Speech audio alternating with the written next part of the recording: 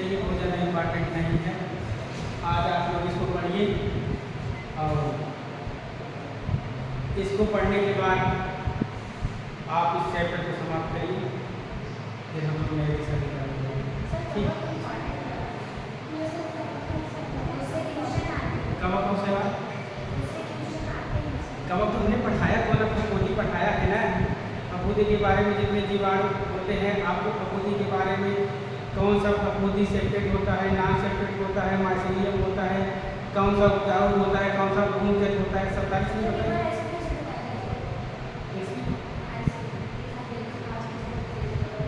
और उससे फफूंदी से रिलेटेड सारे रोगों को बताया था आज। इसके बाद और क्या बताया था? गांजापन बताया था।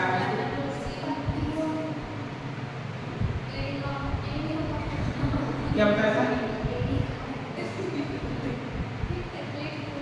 एथलीट फूड, हाँ ये सब सारी चीज़ें। हाँ तो ये सब सारी बस यही सारी चीज़ें आता है, इसका और कुछ नहीं होता है। ठीक है, आइए खोज पदार्थों का परिचय देते हैं। देखिए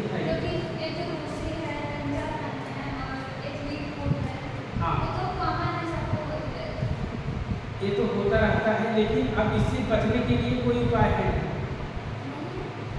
इससे बचने के लिए आपको साफ सफाई थोड़ा सा ज़्यादा ध्यान देना पड़ेगा। जैसे आप लोग अगर व्यवहारिक तरीके से बताया जाए तो जैसे शैम्पू करते हैं, शैम्पू लगाते हैं बाल में, उसको अच्छी तरह से धोइए ताकि बढ़िया से साफ हो जाए। बहुत लोग हैं शैम्पू लगा लिए, 2 लोटे पानी डालिए, इसके बाद वो चले गए, तो क्या होगा? साबुन का कण उसमें रह जाएगा। जब रह जाएगा तो बैठेगा, जब बैठेगा तो उसी का रूप धारण करेगा, तो पूरे सर में फैलेगा। फैलने के बाद जो है बाल टूटने लगेगा। ये है। और इसका कोई आयुर्वेदिक जैसे पतंजलि का हो गया, हिमालय का हो गया, ये सब शैम्पू हो सकता है। कौन सा? रूसी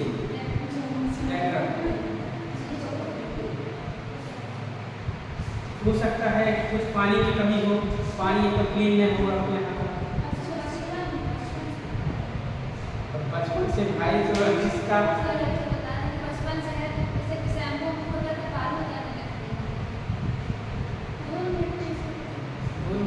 हाथ से भी होता है, तो भाई इसका निवारण देखिए। पहले मेरी बात सुनिए, अगर बाल जो है गिर रहा है तो भाई हो सकता है कोई विटामिन वगैरह की कमी है बॉडी के अंदर, है ना। उस तत्व की कमी पड़ रही है, जैसे बाल झड़ रहा है आपका, है ना। कुछ न कुछ का संपूर्ण सब फिटनेस थोड़ी है सबकी बॉडी, कुछ न कुछ किसी तत्व की कमी सबके शरीर में है कि नहीं। तो भाई है तो उसके लिए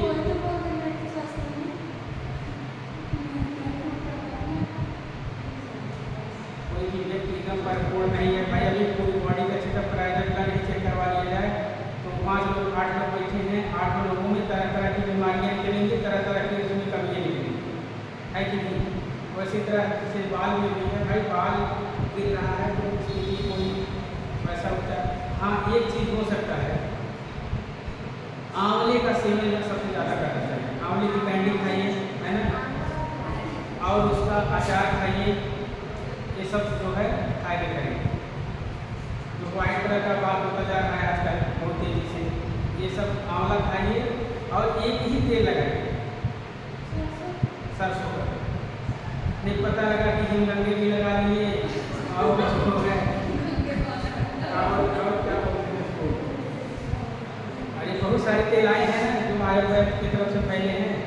आंवला का भी तेल आता है, आलमंड ऑयल भी आया है ना, ढेर सारे तेल हैं। तो भाई एक ही तेल का यूज करिए, उससे आपका बाल भी सेफ रहेगा और सफ़ेद नहीं होगा। अब ये सब जो तेल आ रहे हैं ये सब केमिकल मिलाए हुए तेल हैं।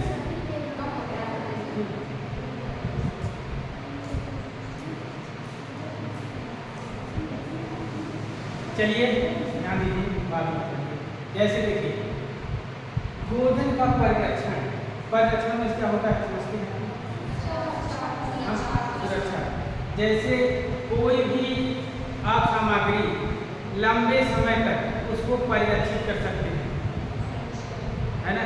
अब उसको परिरक्षित करने के लिए क्या हमको चाहिए? उपकरण चाहिए। जैसे देख लीजिए, चाहे आप दूध को रखते हैं, फल को रखते हैं, सब्जी को रख लेते हैं। एक दिन आप मार्केट में गए और कई सारी सब्जियों को ले करके घर पर आए, और उसको आप सोचे कि भाई एक हफ्ते तक हमको मार्केट में ना जाना पड़े, उसके लिए क्या रखते हैं? फ्रिज में रखते हैं। और जिससे वो क्या रहे? सुरक्षित रहे। किससे? फंगस से, फफूंदी से, और किससे? बैक्टीरिया से, जीवाणु से, है ना। इन सब से कैसा रहे? सुरक्षित बना रहे और ताज़ा बना रहे। एक लाइन डेफिनेशन लिखिए इसकी, लिखिए परिरक्षण। हाँ, एक बड़ी हेडिंग बना लीजिए, इसके बाद लिखिएगा परिरक्षण।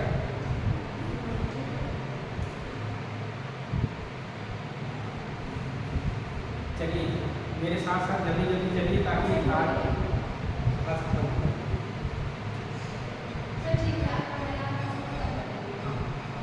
परिरक्षण वह प्रक्रिया है, परिरक्षण वह प्रक्रिया है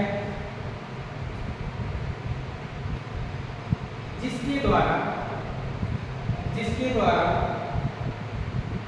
भोज्य पदार्थ को, जिसके द्वारा भोज्य पदार्थ को लंबे समय तक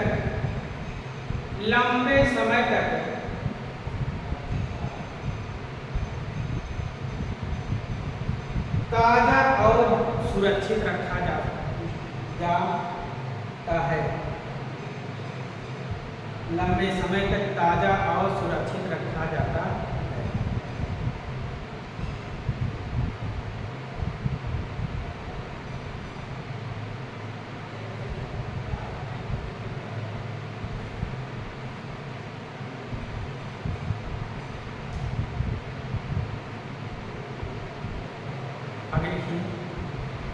इसमें भोजन को बिना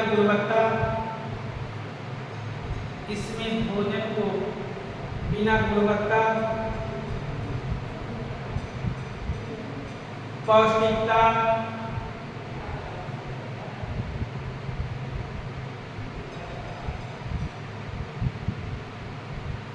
कम,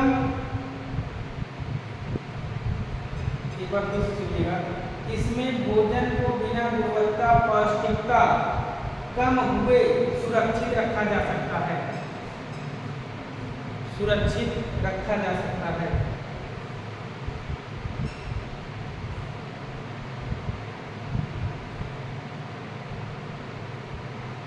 पैराग्राफ से कर लीजिए। ऐसे किन्हीं 4 फलों के नाम लिखिए। ऐसे किन्हीं 4 फलों के नाम लिखिए जिन्हें परिरक्षित किया जाता है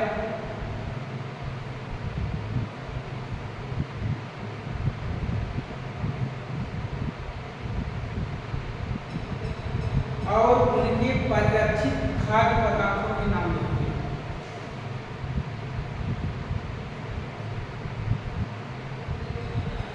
और उनके परिरक्षित खाद्य पदार्थों के नाम लिखिए।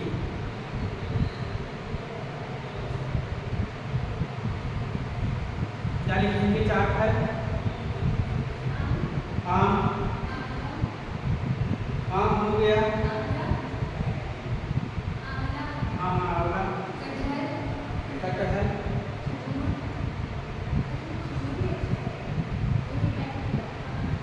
जैसे मान लीजिए आम से आप अचार बना लिए, है ना, खटाई बना लिए, और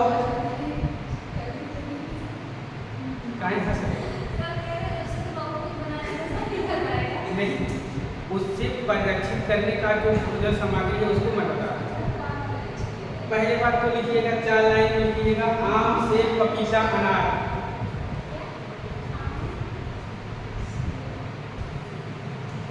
आम, सेब, पपीता,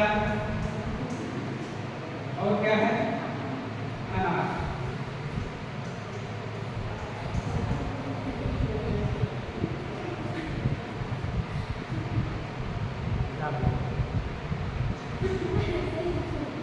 ना आम से क्या बनेगा? हाँ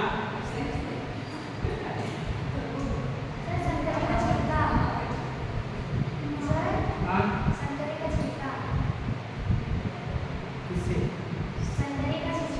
भाई जितना पॉइंट है बस उस पर बात करिए ना, पश्चात आविष्कार मत जाइए, लेट हो जाएगा। देखिए संतरे का छिलका, संतरे का छिलका आपको किण्वन विधि में आएगा जो शराब बनाने के काम आता है। और क्या बनाएंगे आप बताइए? हाँ हाँ छिलके को भी आप कैंडी के रूप में यूज करते हैं, छिलके का अचार बनता है। नई नई टेक्नोलॉजी आ गई है।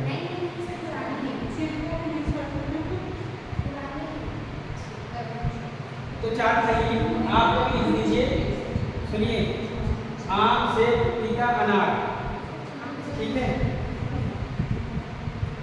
अनार से आप लोग जूस निकालते हैं, है ना, और शरबत भी बनाते हैं उसका, ठीक है। अनार का जैम भी रासायनिक विधि से बनाते हैं, जैम भी। और सेब से, सेब में कौन सा पाया जाएगा? अम्ल,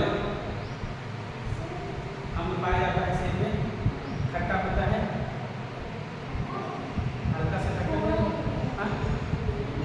कच्चा रहेगा, खट्टा मीठा आता है, उसमें भी पाया जाता है, अम्ल पाया जाता है। अब कौन सा अम्ल पाया जाता है आपको पता है? जैसे इमली में कौन सा होता है? टर्टरी। अब कच्चे आम में, नींबू में सिट्रिक एसिड, ये सब अम्ल अम्ल है। अम्ल वाला चैप्टर आगे चैप्टर है,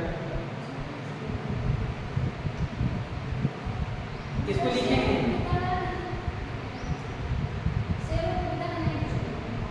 सेब पपीता लिखिए आपको नहीं, आम सेब पपीता अनार। आम के सामने लिखिए अचार, कैंडी। सेब के आगे लिखिए सिरका और शराब। पपीता के आगे लिखिए आप लोग कैंडी और अचार। अनार के आगे लिखिए जूस, जैम, शरबत।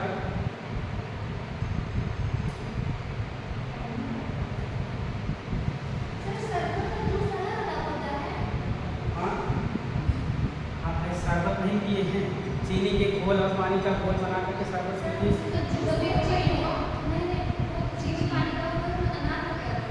किसका?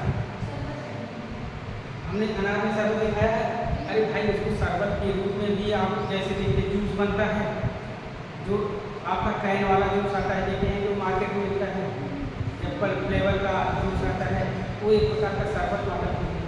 चाहे उसको शरबत, देखिए कहने का आपका कोशिश होना चाहिए, चाहे इसको शरबत कहिए और चाहे आप उसको जूस कहिए, कुछ भी कर सकते हैं।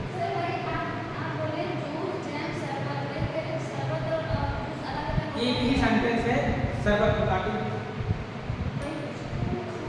लिखिए। परिरक्षण के प्रकार, फिर क्या चीज? पपीता का अचार है, बिल्कुल बनेगा। कुछ भी पासपोर्ट नहीं, कुछ भी बना सकते हैं आप, उसको खाने का प्रयोग करिए बस। कुछ कभी मोबाइल में डाल के देखिएगा कि क्या कच्चे पपीते का अचार बनता है, तो आपको ढेर सारे रेसिपी मिल जाएंगे। परिरक्षण के प्रकार लिखिए। हाँ, परिरक्षण के प्रकार,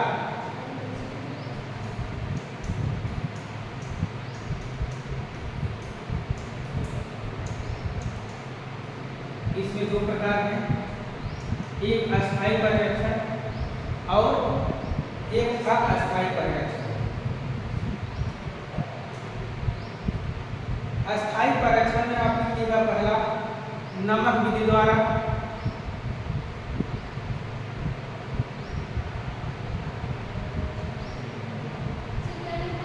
नमक विधि द्वारा, देखिए अस्थायी लिए है ना, मेरी बात सुनिएगा।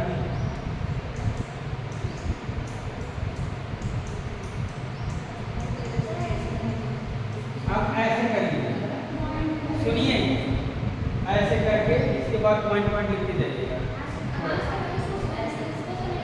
लिखिए नमक विधि द्वारा,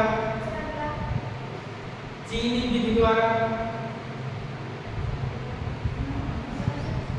नमक विधि बता रहे हो चाहिए, पहले लिखते चलिए, एक बार अभी बता देते हैं क्या। थोड़ा थोड़ा अगर वैसे ही बोल देंगे, जगह है नहीं।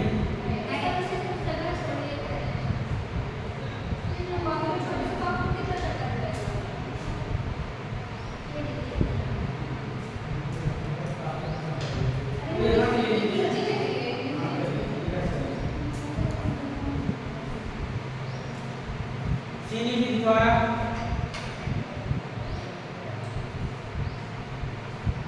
रसायनों द्वारा,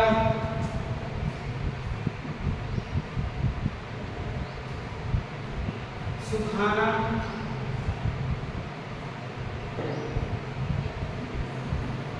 सुखाना। ध्यान दीजिए, नमक विधि द्वारा आप क्या क्या करते हैं, जो अस्थायी परिरक्षण होता है नमक विधि द्वारा। ध्यान से सुनिए, आप आम का अचार बनाते हैं, उसमें कौन नमक की मात्रा को क्या करते हैं, ज़्यादा परिरक्षित करते हैं, उसके द्वारा होता है। और चीनी विधि द्वारा क्या होता है, जैसे आप लोग जैम बनाते हैं, है ना, उसमें हल्का शक्कर डालते हैं, है ना, वो अधिकतर इसमें चीनी, जैम हो गया जेली, जेली खा, जेली का खाए हैं ना आप लोग, या जेली से संबंधित बहुत सारी चीज़ आते हैं, ठीक है। और रासायनिक द्वारा क्या करेंगे, सॉस हो गया, है ना, केचप हो गया आपका, जो टोमेटो केचप आता है ना, इन सबको हम कैसे बनाते हैं, रासायनिक विधि द्वारा बनाते हैं। हाँ, तभी खराब नहीं होता है। और क्या है, सुखवा कर क्या बनाते हैं आप, जैसे आम को कच्चा,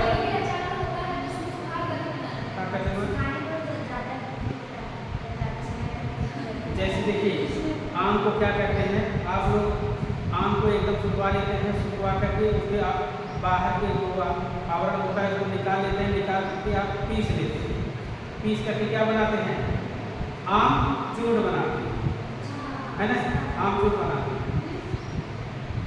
ये सब है, यही इस चैप्टर में यही सब पढ़ना है बस। ये इन सब बातों में बहुत बातों को कैसे संरक्षित किया जाए, परिरक्षित किया जाए, तो इन सबको कैसे आम, अचार, खटाई, मुरब्बा, जेली, यही सब है इसमें, ठीक है। अस्थायी रूप में आप देखेंगे ठंडे स्थानों पर रख करके, अस्थायी रूप में आप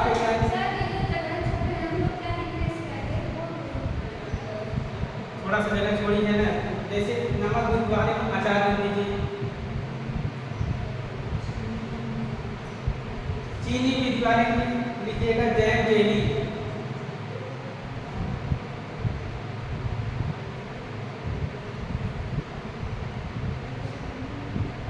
लिखिएगा सॉस, क्या कहते हैं, जो सॉस कहते हैं, सॉस कहते हैं, हाँ जो कहते हैं उसको लिखिए, आज तक कहना ही नहीं आया।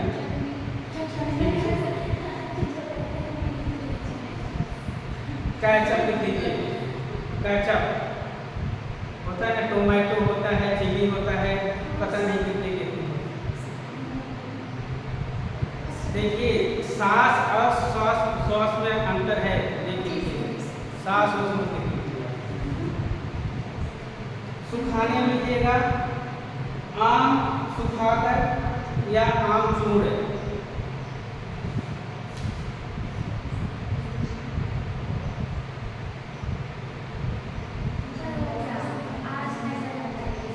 अस्थायी, ठंडे स्थानों पर रखकर अस्थायी परिरक्षण। दूसरा अस्थायी परिरक्षण,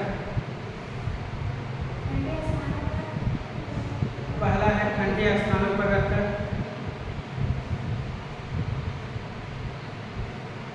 कोई भी चीज होगा उसको क्या करेंगे आप लोग, क्या ठंडा करेंगे, क्या ठंडा करेंगे ठंडे स्थान पर,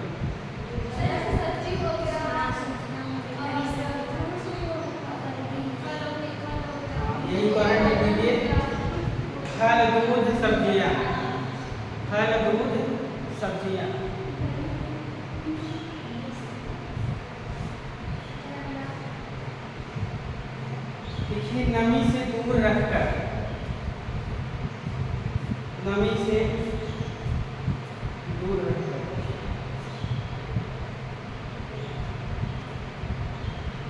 भाई कुछ ऐसी वस्तुएं होती हैं जिनको नमी क्या करती है, घातक पहुंचाती है, हार्मफुल होता है।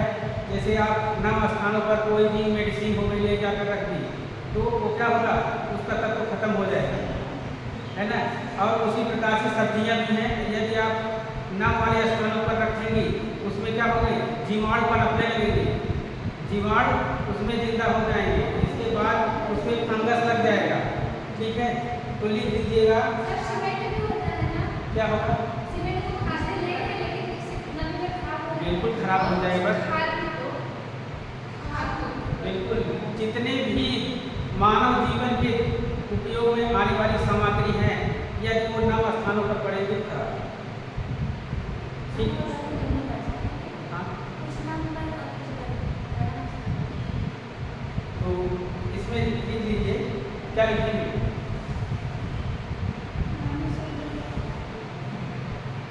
अपने हिसाब से उदाहरण बनाइए ना, कि जैसे फल सब्जियों को नम स्थानों पर रखने पर उसमें बैक्टीरिया पैदा हो जाएगा, जीवाणु पनप जाएंगे। लिखना चाहते हैं लिख दे, नहीं लिखना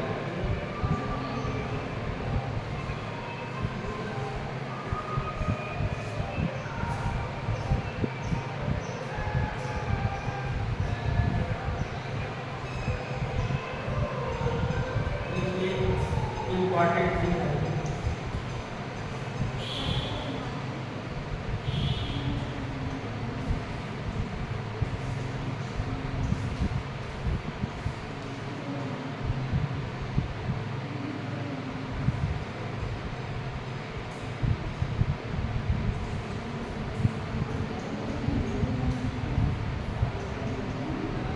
किण्वन विधि क्या है, किण्वन विधि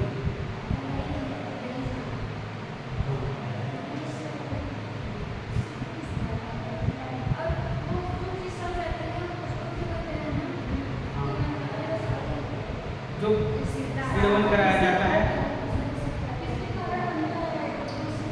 एक परिभाषा लिखिए।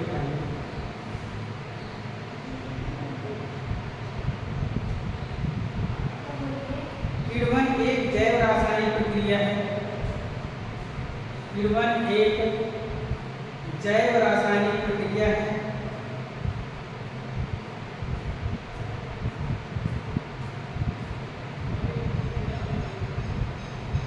जिसमें जटिल कार्बनिक यौगिक, जिसमें जटिल कार्बनिक यौगिक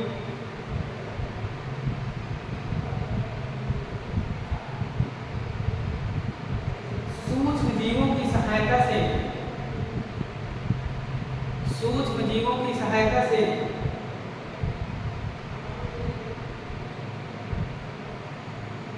सरल कार्बनिक यौगिकों में, सरल कार्बनिक यौगिकों में विघटित हो जाता है।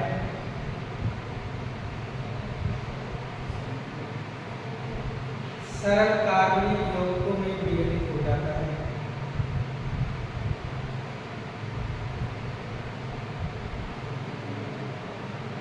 पैराग्राफ से करके लिखेंगे, किण्वन की क्रिया से, किण्वन की क्रिया से अल्कोहल शराब का निर्माण होता है।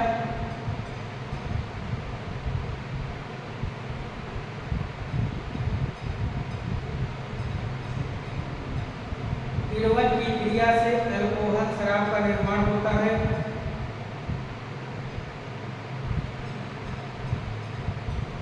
दूध से दही बनता है।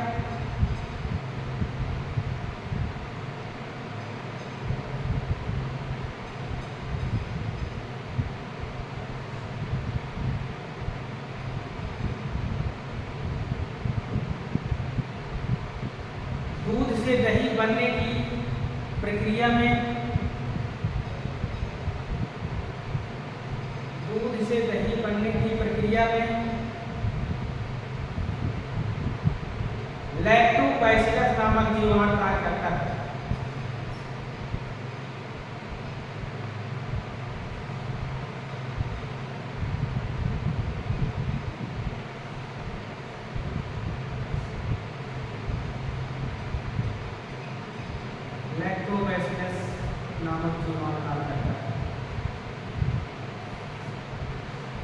उदाहरण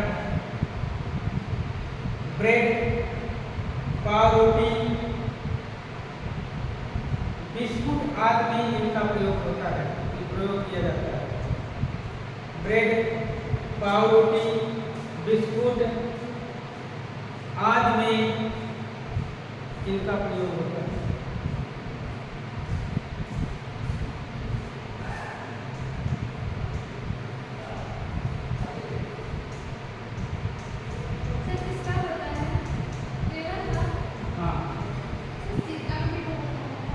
लिख दीजिए, हमारे पास जो भी एग्जाम्पल था आप उसको लिख दीजिए। आगे बहुत सारा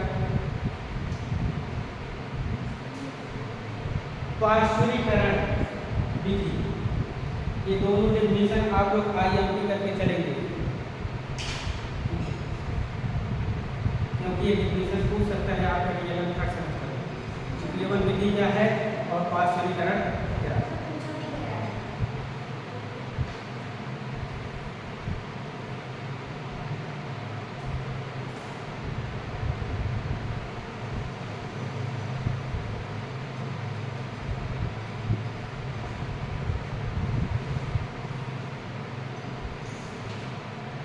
लुईस पाश्चर ने इस विधि की खोज की।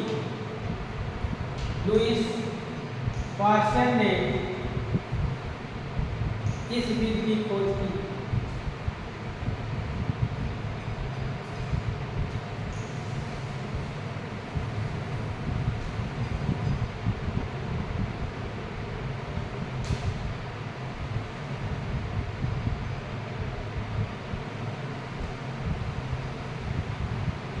इस विधि में दूध को पहले 30 मिनट,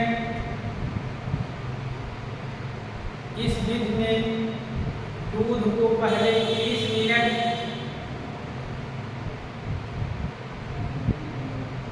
इस विधि में दूध को पहले 30 मिनट 63 डिग्री सेल्सियस पर 30 मिनट 63 डिग्री सेल्सियस पर, फिर 15 मिनट 72 डिग्री सेल्सियस पर, फिर 15 मिनट 72 डिग्री सेल्सियस पर गर्म करते हैं। 15 मिनट 72 डिग्री सेल्सियस पर गर्म करते हैं।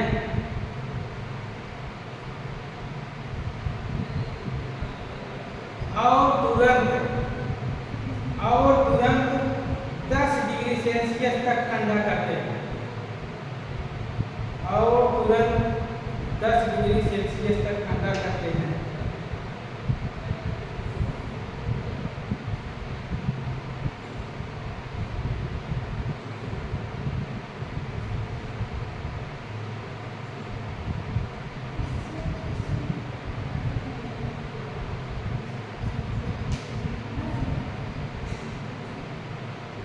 इसके बाद जीवाणु रहित पैकेट में, इसके बाद जीवाणु रहित पैकेट में बंद करके ठंडे स्थानों पर रखते हैं।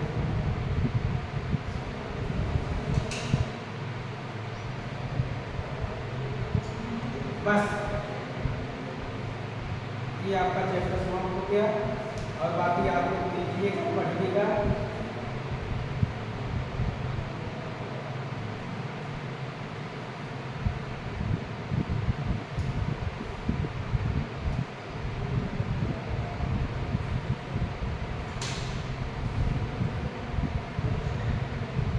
पार्श्वीकरण कौन दिया था? मलेरिया की खोज किसने की थी? मलेरिया की रोनाल्ड। विषाणु की खोज किसने किया था?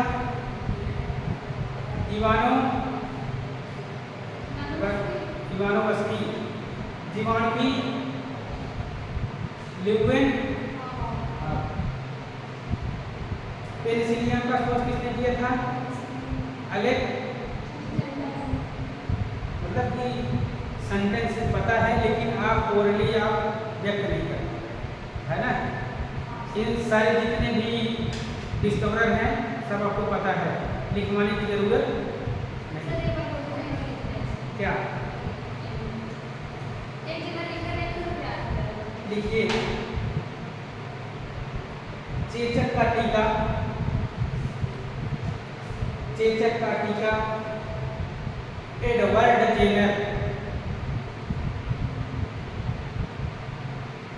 चेचक का टीका एडवर्ड जेनर। टीबी का टीका, टीबी का टीका रॉबर्ट कोच,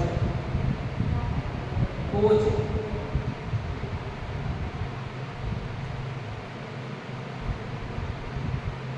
मलेरिया परजीवी, मलेरिया परजीवी Ronald Ross,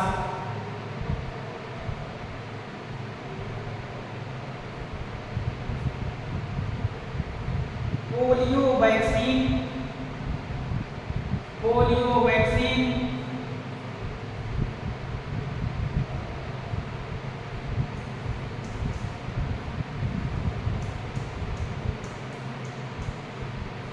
John E Salk,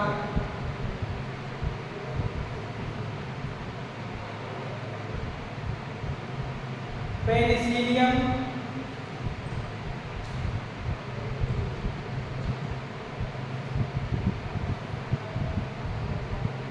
Penicillium Alexander,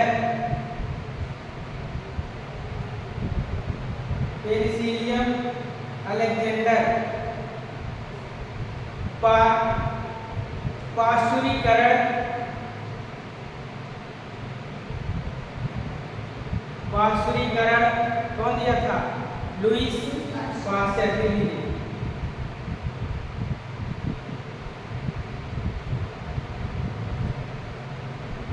जीवाणु ल्यूवेनहॉक,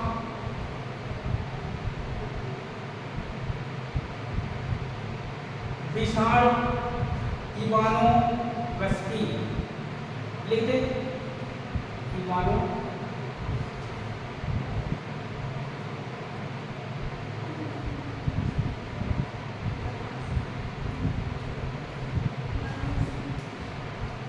ठीक है।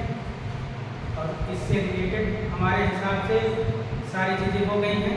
आपके हिसाब से अगर कोई चीज छूटती हो एक बार बता दीजिएगा।